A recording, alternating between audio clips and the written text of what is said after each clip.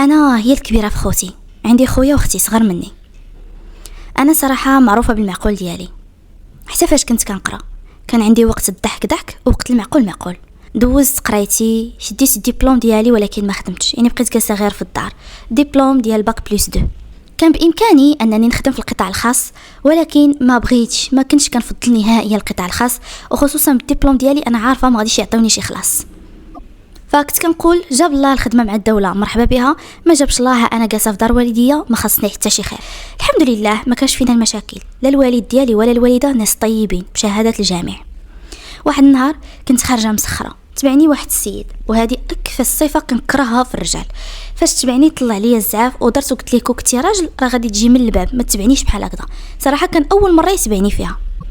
ديك الساعه فاش سمعني قال لي والله حتى بغيت المعقول، والله ما بغيت نتفلى.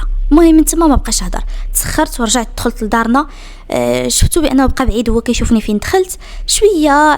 كدوز تقريبا غير واحد الساعه حتى كيتم داخل الاب ديالي مشى يصلي، وتم داخل بحال هكذا للدار، ويقول لنا راه واحد السيد راه شنو راه هضر معايا وقال لي بلا راه بغى زعما بنتي وهادي. المهم بقى كيهضر معاه.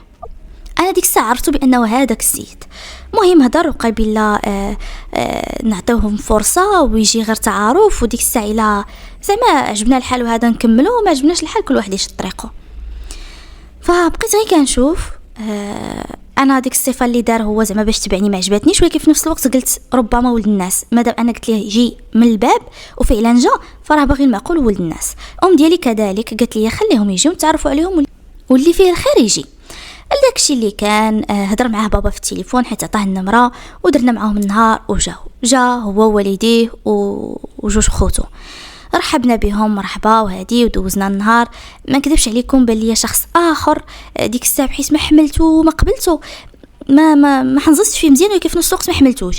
دابا لا، هندام ديالو المظهر ديالو صراحه تفاجأت، قلت هذا هو اللي كان تابعني والعجاب. خدا رقم التليفون ديالي، هدرت معاه، تعرفت عليه، لقيته بانه ولد الناس وظريف. الافكار ديالو كتشابه مع الافكار ديالي. السيد نيت باغي يعزل، ما قال لي ما غاديش تسكني زعما مع دارنا وهذا، مع العلم راه واحد خو ساكن مع دارهم. فقال لي انا باغي التقار، باغي نكري. ففرحت وقلت نتوكل على الله. داكشي اللي كان، يعني زواجي كنعتبره زواج تقليدي. تزوجت به ولينا كنمشيو مره في الاسبوع عند عائلته، يعني عند عائلة راجلي كنمشيو كنجلسو كنتغداو ندوزو داك النهار وكنجيو فحالنا. وهذاك النهار كان هو الروبو ديال راجلي. فكنت فين ما كنمشي شيخي واللي هو الاب ديال راجلي فين ما يشوفني داخله مع راجلي كيقول لي بنت القبيح جيتي؟ ايوا مرحبا. كنبقى غير نشوف. عرفتو راه اول مره قالها لي بقيت مصدومه، كيفاش بنت القبيح؟ ما فهمت والو.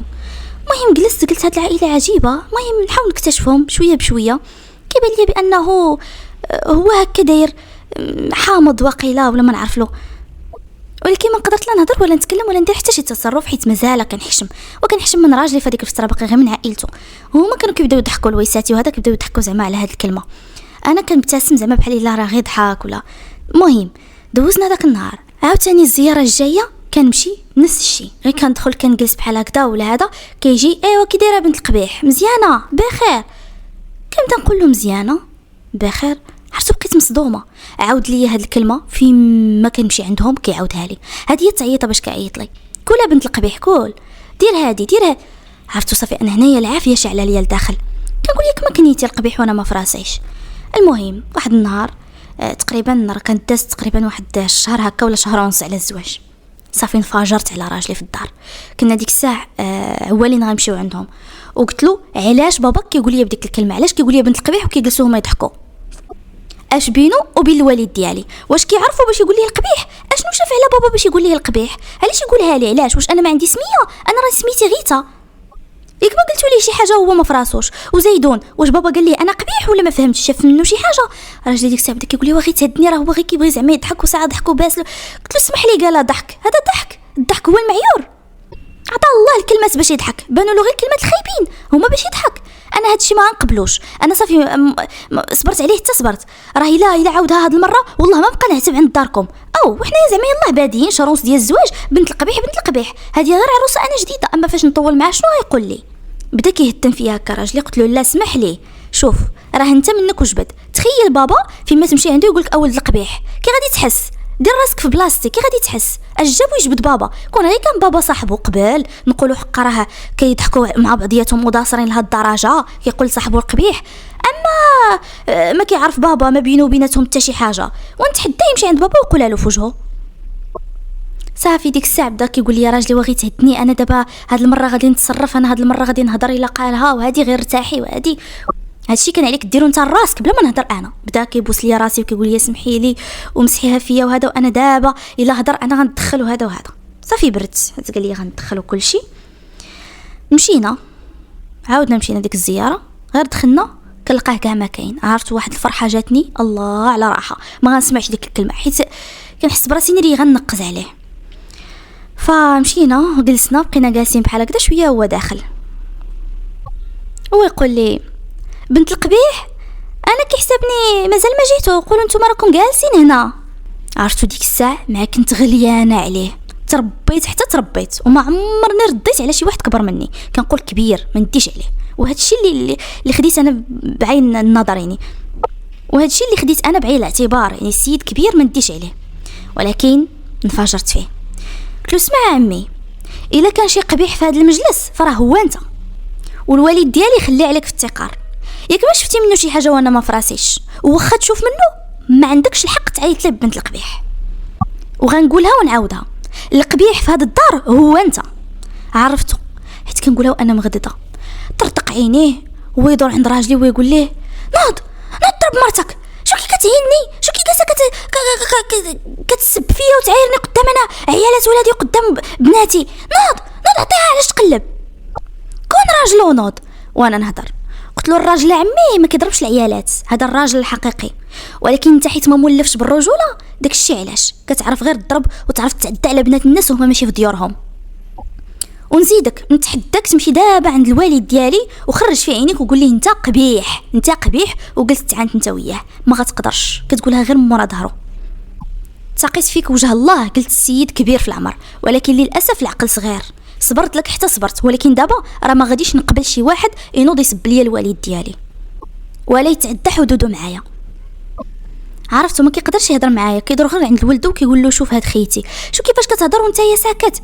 دار عنده راجلي ديك الساعه قال له شوف الوالد انت اللي زدتي فيه، انت اللي داير راسك فيها، واش هي فين ما تدخل بنت القبيحه بنت شنو بان لك من باها، واش بان لك فيه شي حاجه؟ حنا بعدا ما عمرني شفت منه شي حاجه، وزيدونا الوالد مني وجبد. انا كون نمشي ويقول لي اولد القبيح على اساس انت كيسب فيك انت راه انا ما نرضاش، انا ما غاديش نبغي. وزيدون هادوك الناس مكبرين بيا، فين ما نمشي عندهم كيرحبوا بيا ومكبرين بيا ومعتبريني واحد من ولادهم. نوضي يلاه تمشي. ديك الساعه دار ليا بحال هكا زعما يلاه نوضي نمشيو بحالنا حنا كاع. هو ينتقباه قال له شوف تمشي بوحده، الا تبعتيها ومشيتي معاها ما انت ولدي من هاد النهار ما نباك. راجلي هز يدو بحال هكذا وجرني وخرج معايا، ما تسوقش الهضره ديال باه. دايما راه الطوموبيل ومشينا لدارنا. عرفتو جلست طالع لي الزعاف وجلست كنبكي، بقى كيهدن فيا راجلي وهذا. قلت له انا والله الا صبرت حتى صبرت راه ما مولفاش نرد على ناس كبار بحال هكذا وهادي، ولكن راه باك راه بزاف. انا فاش صبرت راه صبرت على وجهك انت، اما باك ما كيسواش. واش ما كيفهمش شنو هو الاحترام؟ اش جابو لبابا، اش جابو يوصل ليه؟ واش كيحسبوا ما عندي كرامه ولا شنو؟ شافني سكت ليه المره الاولى، المره الثانيه، المره الثالثه، بنادم كيبدا يتعدى حدوده بزاف على هذا الشيء. وبديت كنبكي وبقى كيسكت فيا.